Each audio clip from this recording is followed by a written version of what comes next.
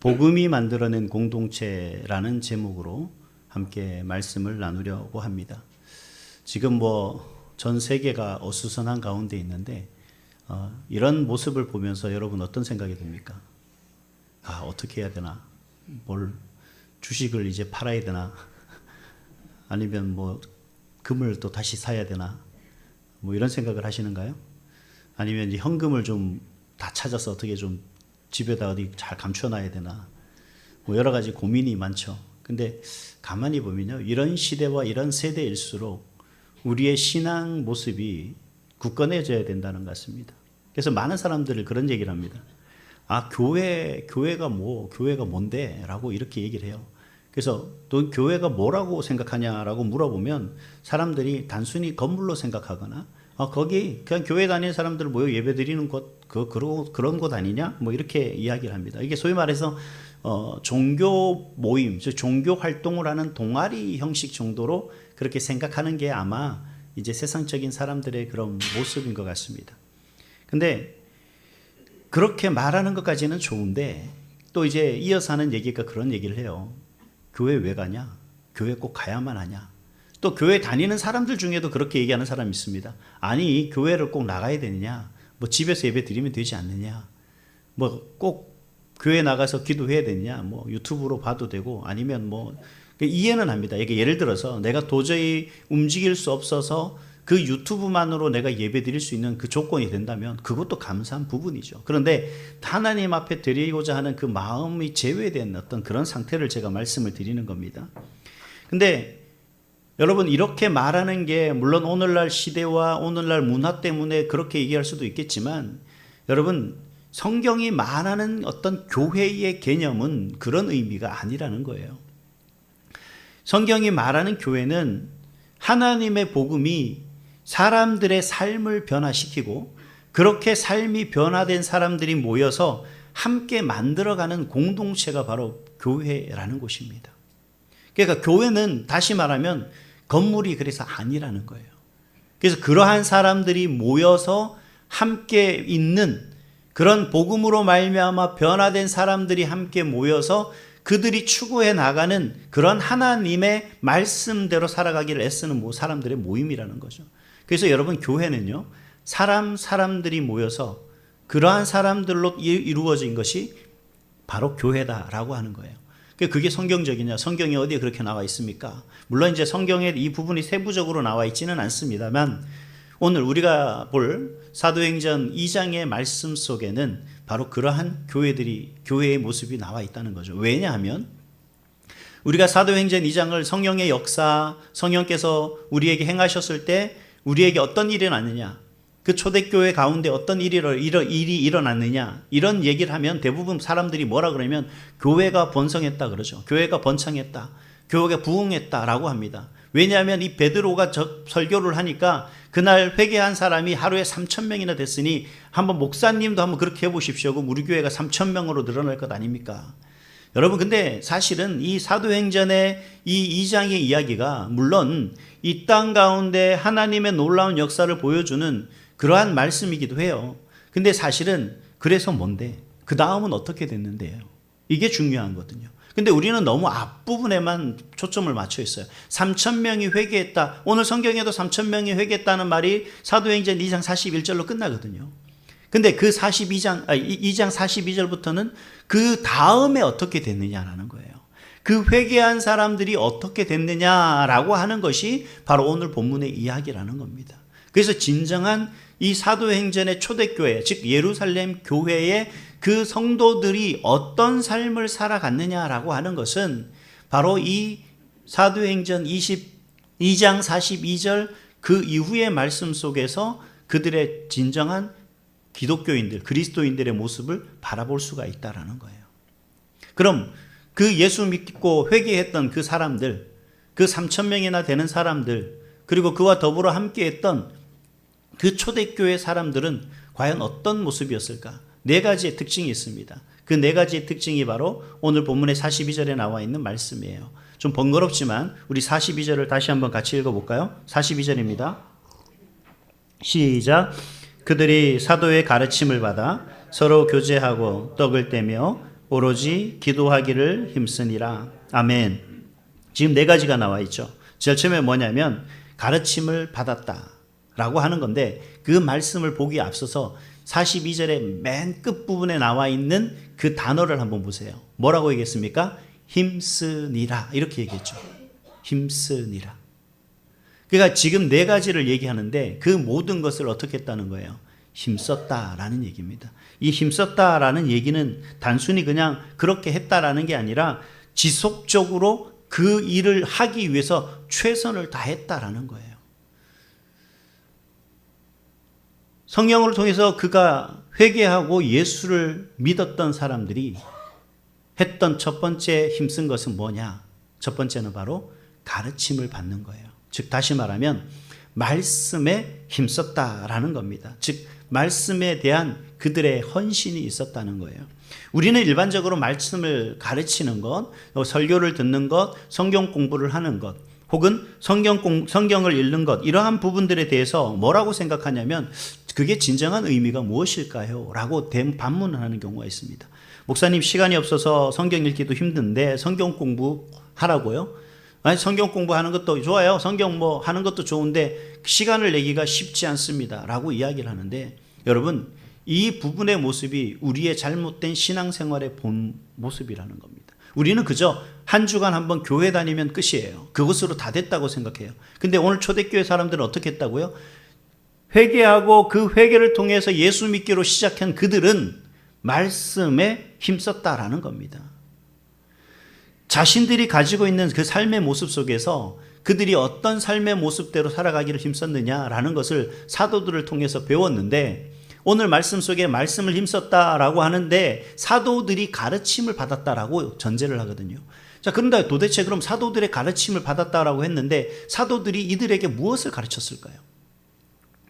지금까지 사도행전 2장에 나오긴 그 전까지 사도들이 그들에게 행한 많은 모습들을 보면 다른 것 없습니다. 사도들이 행한 건 오직 이거예요. 예수님은 하나님이 보내신 메시아다라는 사실을 그들에게 가르쳤습니다. 그리고 예수님은 우리의 죄를 위해서 십자가에 죽으셨다라는 사실을 가르쳤습니다. 더 나아가서 그리고 하나님이 그 예수를 믿는 자들에게는 그 죄에서 구원하셨다라는 사실을 가르쳤던 거죠. 그리고 그 예수님을 죽음 가운데서 살리신 분이 하나님이시다라는 사실을 가르친 겁니다. 그리고 더 나아가서 그 예수님은 승천하셨고, 그리고 오늘도 내일도 계속해서 우리를 다스리는 왕이시다라는 사실을 가르쳤다는 거예요. 사도들이 강조한 것은 다른 것이 아니었습니다. 예수 믿으면 죄 사함을 받고요, 그 죄 사함으로 말미암아 우리는 성령을 받게 되는 것이고, 그 성령을 받아서 우리는 새로운 삶을 살게 된다라는 사실을 지속적으로 계속해서 가르쳤던 거예요. 이 말씀이 그들 속에 근간이 되고 근본이 됐던 거죠. 별거 보면 특별한 것 없습니다. 뭐 지금 우리가 생각했던 뭐 뛰어난 것 없습니다. 그럼에도 불구하고 이 단순한 이야기가 그 초대교회 성도들에게 들려주고 가르침을 받았을 때 그들은 어떻게 했느냐는 거예요. 그들의 인생이 바뀌었다는 겁니다. 뭐가 바뀌기 시작한 거예요? 그들의 삶이 바뀌기 시작한 거죠. 무엇 때문에요? 복음 때문에.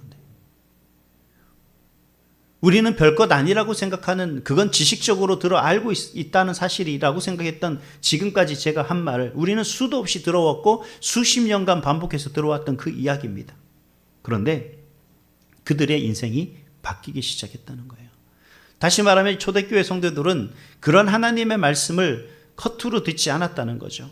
가볍게 여기지 않았다는 거예요. 그 말씀을 통해 내가 살아가게 될 의미를 찾는 것이고, 내 삶의 진정한 삶의 가치를 찾게 됐던 것이고, 내가 행하는 모든 삶의 언행 속에서 진정한 가치를 발현할 수 있는 모습이 무엇인지를 애써 찾았다는 겁니다.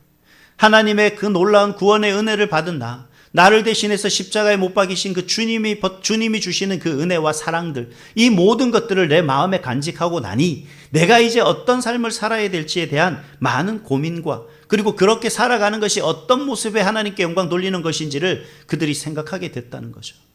그게 바로 가르침을 받아 변화된 삶의 모습으로 살아가는 초대교회 성도들의 모습이었다라고 그렇게 말하고 있는 것을 볼 수가 있습니다. 여러분, 우리가 그런 얘기를 합니다. 여러분, 우리 가정이 잘 되길 원하죠.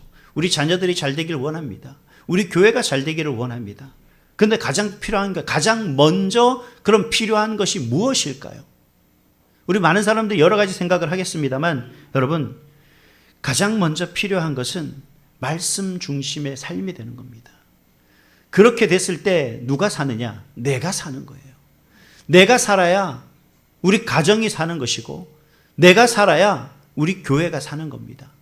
여러분, 우리 삶이 정말 하나님 앞에 어떤 소망도 또 하나님을 향한 어떤 영광도 나타내고자 하는 마음이 없고 그저 살아가는 인생이 그저 세상 사람들이 근심하고 걱정하는 그곳에만 오늘 주식이 어떻게 될까, 지금 당장 내일 아침 9시에 주식시장 열리면 내가 어떻게 판단해야 될까를 공부하려고 하는 그런 생각보다는 하나님 앞에 내가 어떤 모습으로 나아가 어떤 삶을 살아갔을 때 진정한 구원받은 자의 모습으로, 하나님 믿는 자의 모습으로 살아갈 수 있을지를 우리가 생각하게 된다는 거죠.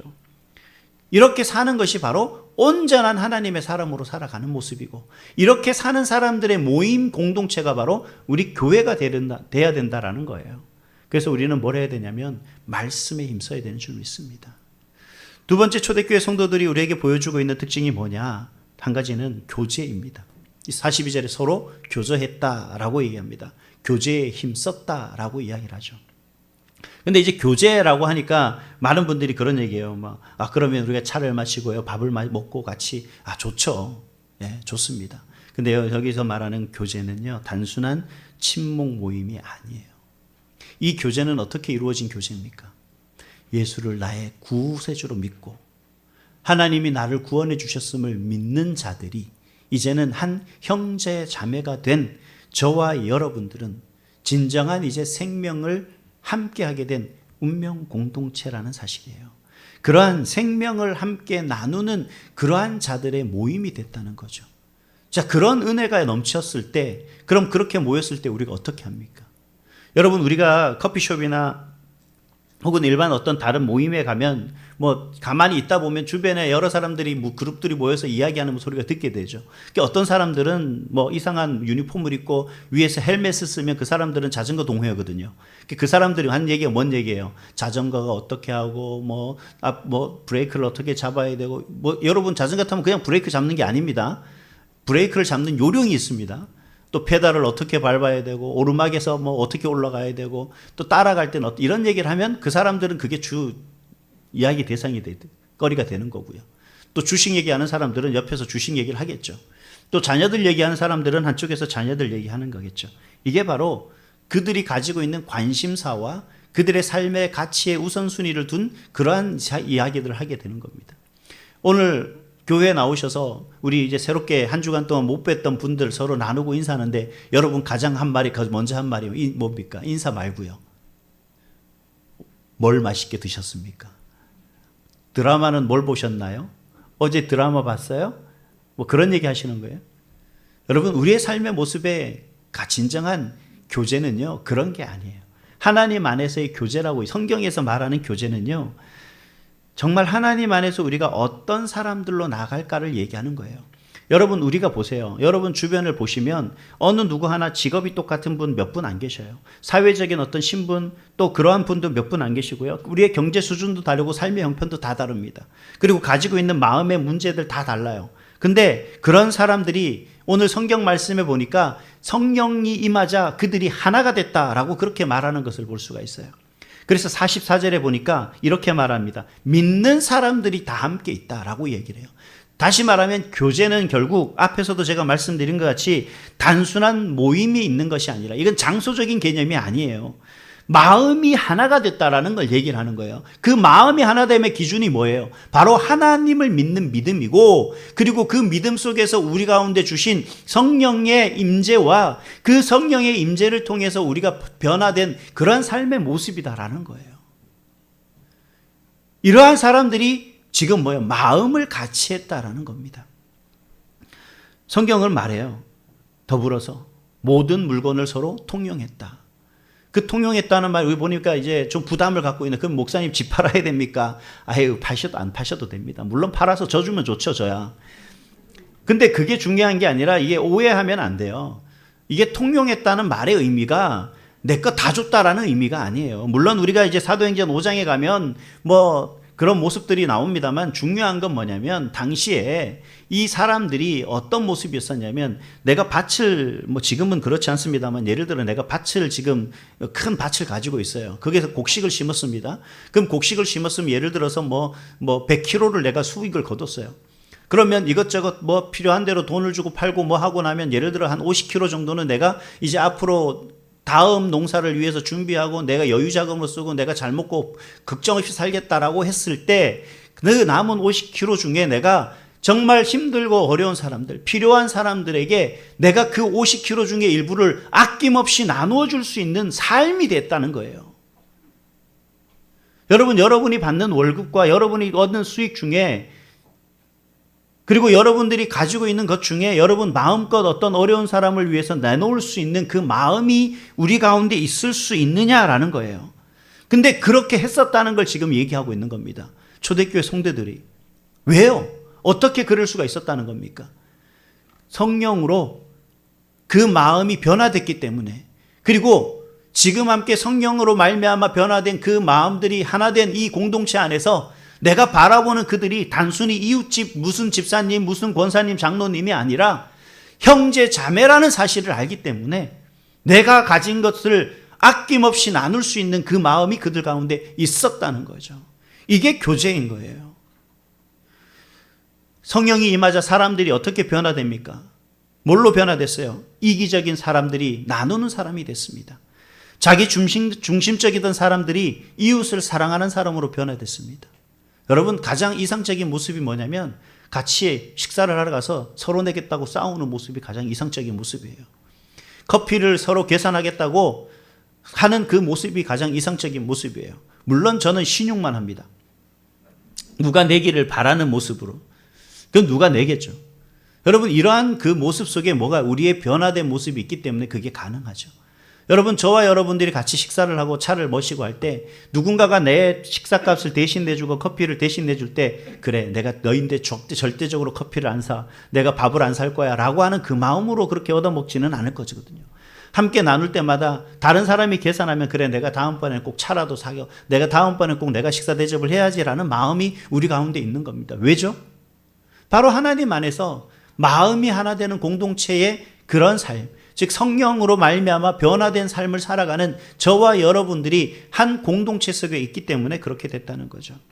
그래서 당시의 교제는 이러한 커피나 이러한 음식들이 아니지만 그들이 살아가는 그 삶의 모습 속에서 여러 가지 힘들고 어려울 때 그들에게 필요한 것을 자기 가진 것 중에 일부를 아낌없이 나눌 수 있는 그런 삶의 모습들이 그들 가운데 있었다는 거예요. 그 모습이 거짓 없이 진실한 마음에서 우러나서 드리는 거고 나누는 거였죠. 베푸는 것이었고. 이러한 교제가 그들 가운데 있었다는 겁니다. 여러분, 저는 어렸을 때 그런 생각이 나요. 집에서 어머님이 배추전을 이렇게 하거든요. 시골이니까, 강원도 제가 촌에 살다 보니까. 배추전을 하면 뭐 갖다 주라 그러면 저는 잘 갖다 줘요. 심부름이니까. 근데 메밀전을 하면 갖다 주기가 왜 그렇게 싫은지 모르겠어요. 여러분 잘 모르실지 모르겠지만 이 메밀전은요, 얇아요. 10장 구워봐야 일반 전 한 장 정도밖에 두께밖에 되지 않아요. 그러면 그걸 도르륵 말아갖고 간장을 찍어 먹으면 2입 정도 먹으면 제가 딱 좋거든요.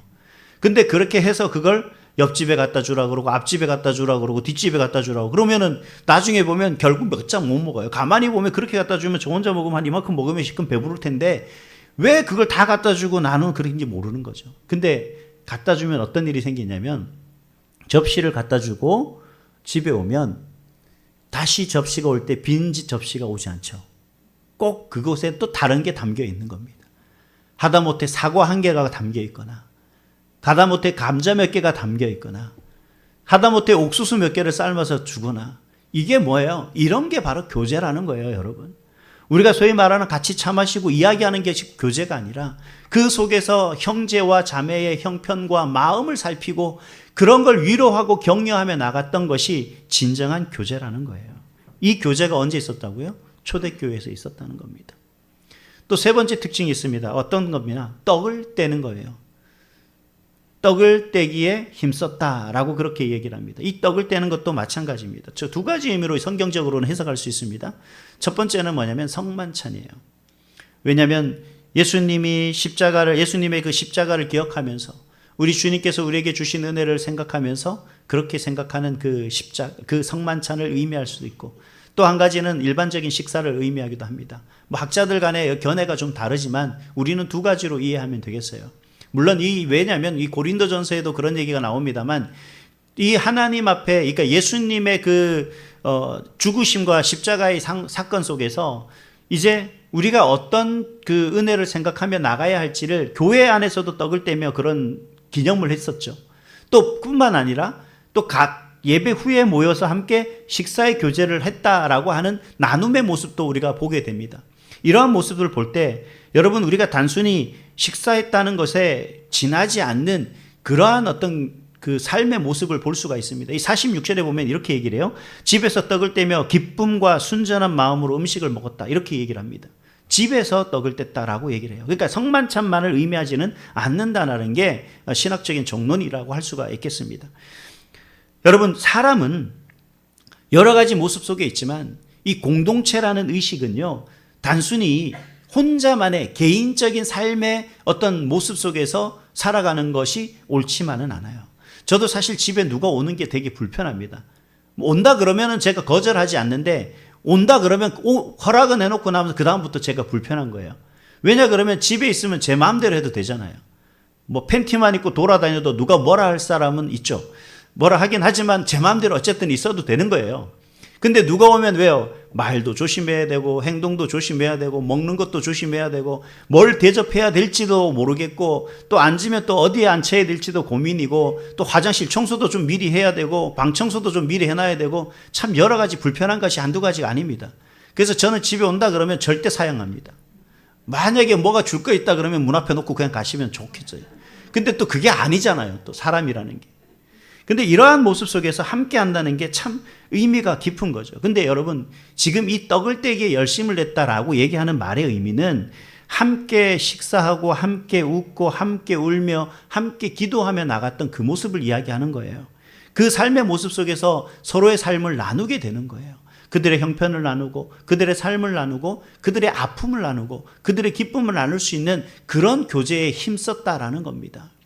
그래서 어떤 분들은 그런 얘기를 해요. 자신이 먹을 것들을 좀 더 해서 함께 나눠서 누군가가 더불어서 같이 먹을 수 있고 나눌 수 있는 그런 모습이 그들 가운데 있었던 거예요.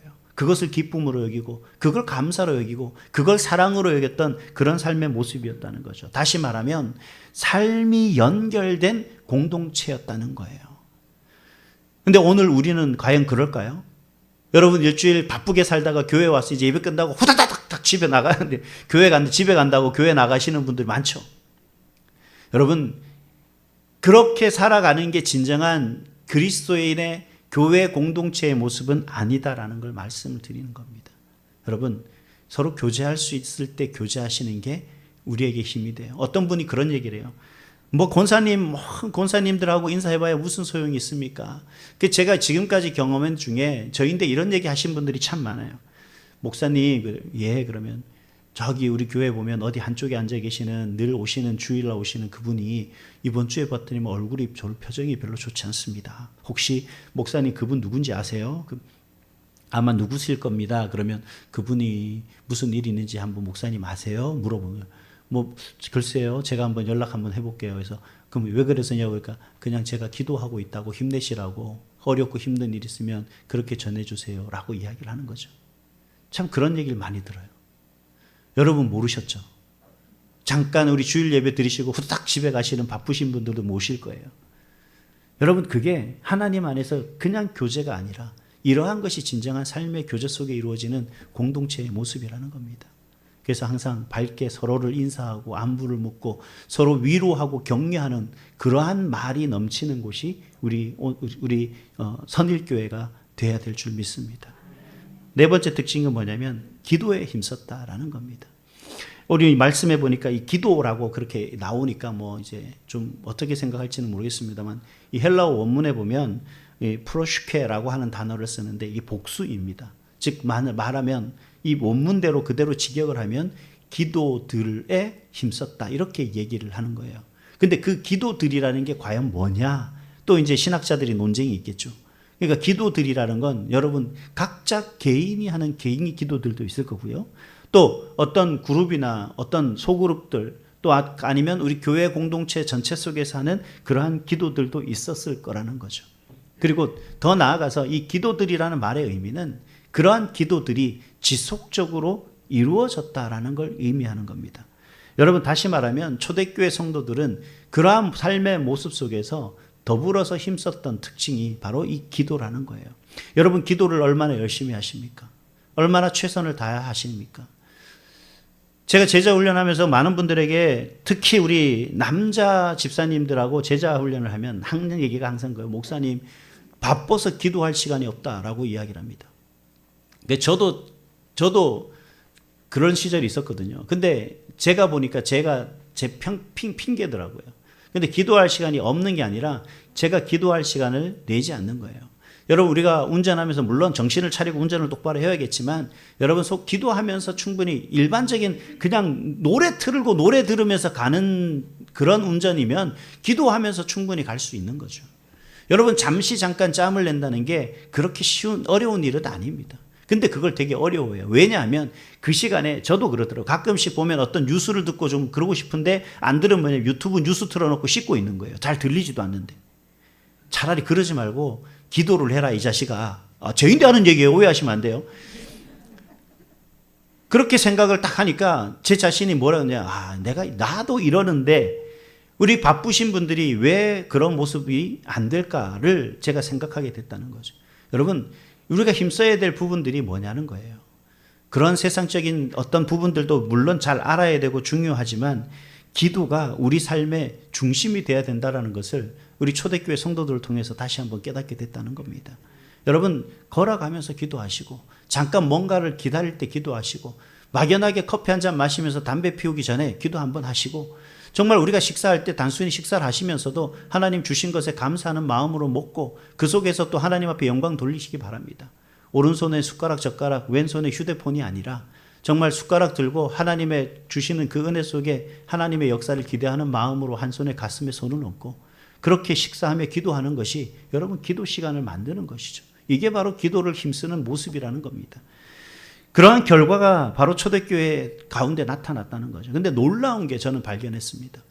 이런 사람들 본받을 만하죠. 이렇게 하는 게 대단하다라고 했는데 근데 그러한 모습 속에서 어떤 모습이 나타나냐. 43절에 보니까 사람마다 두려워했다라고 합니다. 믿는 사람이 다 함께 있어 사실은 사람마다 두려워하는데 라고 이렇게 이야기를 합니다. 사람들이 왜 두려워할까? 여기서 말하는 사람들은 그 교회 공동체에 속해 있는 초대교회 성도들의 모습이 아니라 그런 초대교회 성도들의 모습을 본 다른 사람들이겠죠. 그 사람들이 두려워했다. 근데 여기서 말하는 이 두려움은요, 공포가 아닙니다. 이 두려움은 어떤 거냐면 이 사람들 안에 그 공동체 속에 하나님의 역사가 있구나. 그 공동체 속에 성령의 임재가 있구나. 그 공동체 사람들이 정말 예수 믿는 사람이구나 라고 하는 그러한 경외함이 있었다는 겁니다. 하나님의 역사, 하나님의 살아계심에 대한 경외함이 그들 가운데 있었다라는 거죠. 그래서 47절에 뭐라고 얘기합니까? 주께서 구원받은 사람을 날마다 더하게 하셨다라고 그렇게 얘기합니다. 여러분 우리가 얘기할 때 복음 전도하는 게 어려워요. 물론 어렵습니다. 근데 여러분 전도를 다른 사람들에게 뭔가 내가 말로써 하는 전도가 어려운 거지 그것도 어려운데 여러분 그렇게 안 하셔도 돼요. 전도지 들고 나가서 막 복음 전해줘. 저는 또 그렇게 못 하시겠다 그러면 그런 걸 강요하지는 않습니다. 원하지도 않고요. 저도 예전에 그 가리봉역에서 지하철역에서 그 전도를 하는데 미치겠더라고요. 창피해서. 예수 믿으십시오. 그 사람들 많이 드나드는데 예수 믿으세요. 예수 믿고 천국 가세요. 저는 어디 교회에서 나온 누굽니다. 저 예수 믿으세요. 예수만이 길이요 진리요 생명 되십니다. 그분 믿으면 복 받습니다. 이런 얘기를 하는데 왜 그리 창피한지 모르겠어요. 왜 시키는지 모르겠어요. 목사님이 진짜 원망스럽거든요. 제가 전도사 때. 때려치고 가야 되나? 제가 처음에는요. 그래서 목사님 저 화장실 좀 다녀오겠습니다. 막 사람들 나올 때 예수 믿으세요. 그러고 그 화장실 가서 안 나와요. 뭐 했냐고. 저 화장실 앞에서 전도했다고. 꼭 그게 정답만은 아니에요. 근데 여러분, 저는 놀라운 모습들이 뭐냐면 우리의 삶의 모습 속에서 전도를 할 수 있다는 거예요. 오늘 말씀해 보니까 그게 희망이 돼요. 여러분, 우리 교회가, 여러분이 교회 나오는 게, 교회 가는 게 즐겁고 행복하고 그 속에서 주시는 하나님의 은혜가 여러분 가운데 충만하다면 우리는 교회 오는 게 행복할 수밖에 없죠. 여러분, 우리 교회에 대한 이야기들을 할 때 여러분, 우리 교회는 어떤 교회라고 얘기하는 어떤 그 이야기가 여러분 가운데 충만한 은혜가 있다면, 그리고 여러분 마음속에 그 교회 공동체에 대한 기쁨이 있다면 누구누구에도 당신 어느 교회 다닙니까? 나 선일교회 다녀. 그 선일교회 좋아요? 좋지. 뭐가 좋아요? 그러면 끊임없이 쉼없이 그 부분에 얘기하겠죠. 제가 예전에 수원에서 오래전에 사역했을 때 저희 교회가 참 힘들고 어려운 교회였거든요. 근데 그 노예에서 같이 모여서 교회를 자랑을 얘기하는 거예요.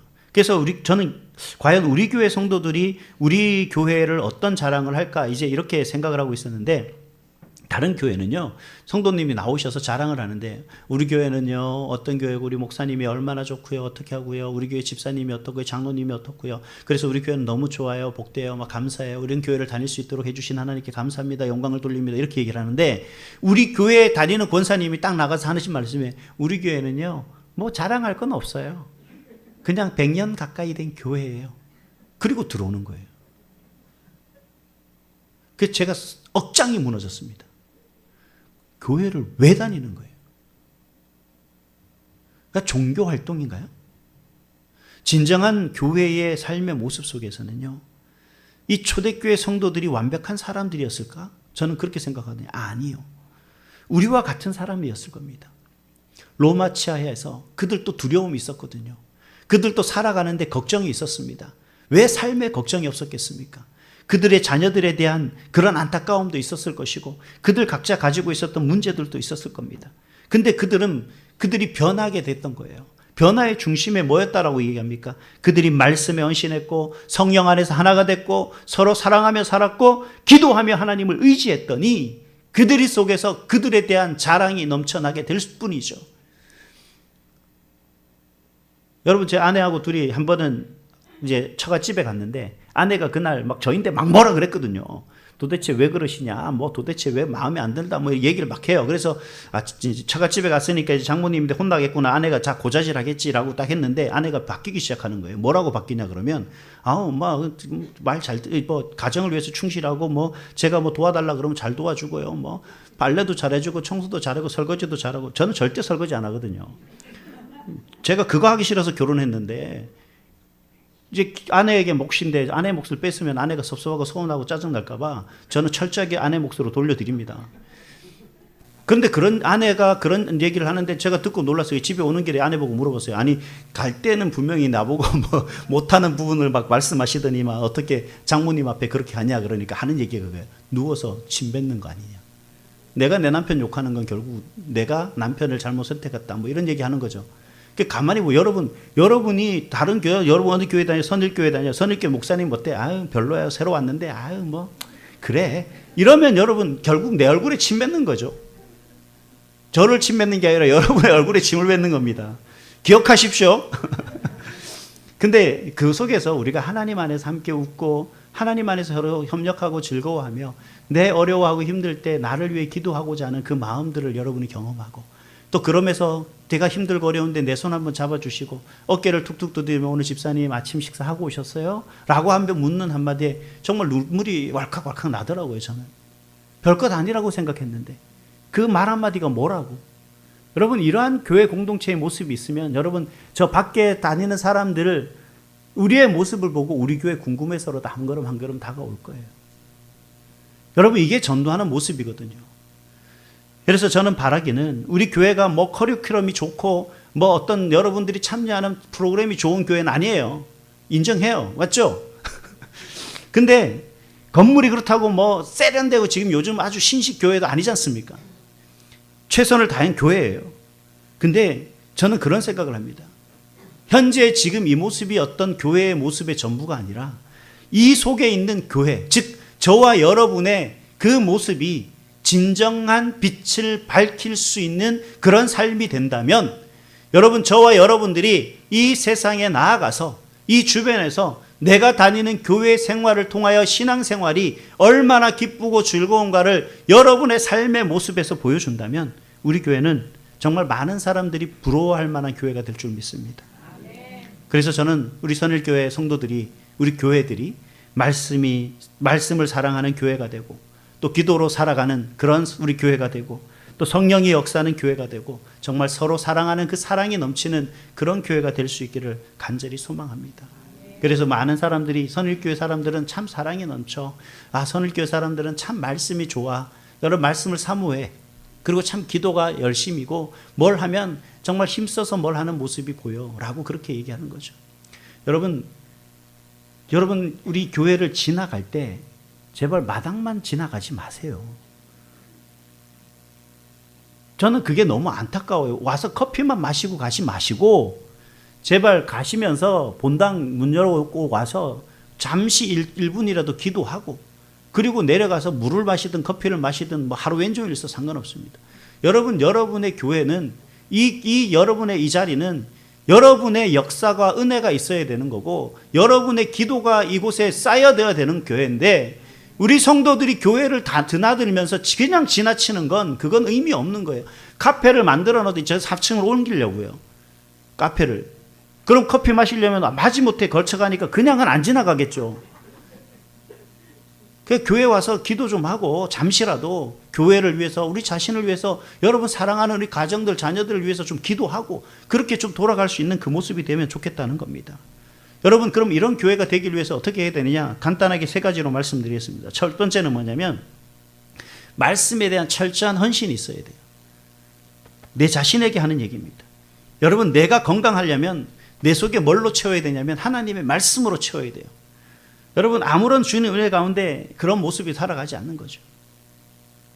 여러분 우리 큰딸이 그 예전에 삼성 주식을 5만 원 할 때 자기가 이제 한번 샀거든요. 근데 지금 그게 얼마까지 올라갔었죠? 근데 20만 원까지 올라갔죠. 얼마나 목에 힘주고 다니는지 몰라요. 아빠 내가 투자를 해서 물론 4배다. 그런 얘기를 하는 거죠. 그래서 너는 만족하냐? 그러니까 아쉬워. 왜? 그때 좀 더 살 걸 그랬어. 여러분 뭘로 해도 세상 것은 채워지지 않지만 하나님의 말씀이 우리 가운데 채워지면 여러분 우리 삶에 부족함이 없다는 겁니다. 여러분 말씀을 듣고 배우는 것 그것으로 말미암아 내가 사는 것이고 그 말씀이 바로 우리 가정과 우리 교회를 살리는 줄 믿습니다. 그래서 말씀에 헌신하시길 바랍니다. 두 번째는 뭐냐면 성령이 충만해야 돼요.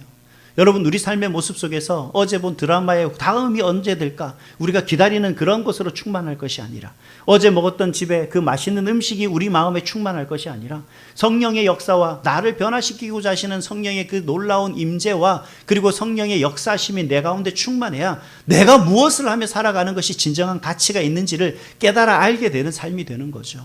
그랬을 때 여러분 돈을 쓰는 것도 쓰는 거지만 그 쓰는 것이 내가 가치 있게 쓰는 것, 하나님께 영광 돌리며 쓰이는 것, 하나님이 기뻐하시는 일에 쓰이는 것으로서 내가 정말 멋지게 돈 쓰는 사람이고 멋지게 하나님 앞에 쓰임받는 사람이 되는 것 아니겠습니까? 오늘 초대교회 사람들의 모습이 그런 것 같아요. 내가 가진 것을 가장 가치 있게 얻은 것에 내가 먹고 배부르고 내가 즐기는 것이 아니라 나보다 더 어렵고 힘든 사람들, 필요로 하는 그 사람들에게 나눌 수 있는 그 넉넉한 그 마음들이 그냥 생긴 것이 아니라 성령으로 충만했기 때문에 생긴 것 아니겠느냐는 거죠. 그래서 사도행전 5장에 보면 아나니아와 삽비라에게 그런 얘기를 해요. 베드로가 성령을 속였다라고 이야기를 하는 거죠. 다시 말하면 저는 이렇게 생각합니다. 그 속에 성령의 충만함 없이 뭔가를 하려고 하니 인간적일 수밖에 없다는 얘기죠. 사랑하는 성도 여러분, 우리가 성령에 충만해야 되는 줄 믿습니다. 마지막으로 뭐냐면 하나님께 영광 돌리는 교제가 있어야 돼요. 여러분 우리가 모인다는 것은 단순히 모이는 것이 아니라 그 속에서 뭘 먹고 마시고 나누는 것 좋아요. 뭔가를 하는 것 좋습니다. 근데 여러분 그 속에 빠지지 말아야 될 게 있어요. 뭐냐면 하나님 앞에 영광 돌리는 찬양과 또 하나님 앞에 영광 돌리는 감사가 있어야 됩니다. 그래서 기도로 시작해서 기도로 끝나는 거죠. 하나님 앞에 감사로 시작해서 감사로 끝날 수 있는 그런 교제가 될 수 있기를 간절히 소망합니다. 그 삶의 모습이 있다면 저와 여러분이 회복되고 건강해지고 더욱더 하나님 은혜 가운데 살아가게 될 것이며 성령으로 충만하여져 그 어떤 세상의 두려움 속에서도 굳건히 하나님을 믿고 의지하며 나아가는 그 인생이 되고 더 나아가서 하나님의 영광을 나타내는 그 일에 귀하게 아름답게 존귀하게 세움받고 쓰임받는 그런 저와 여러분 우리 선일교회 될 줄 믿습니다. 그런 저와 여러분이 되기를 주님의 이름으로 축복합니다.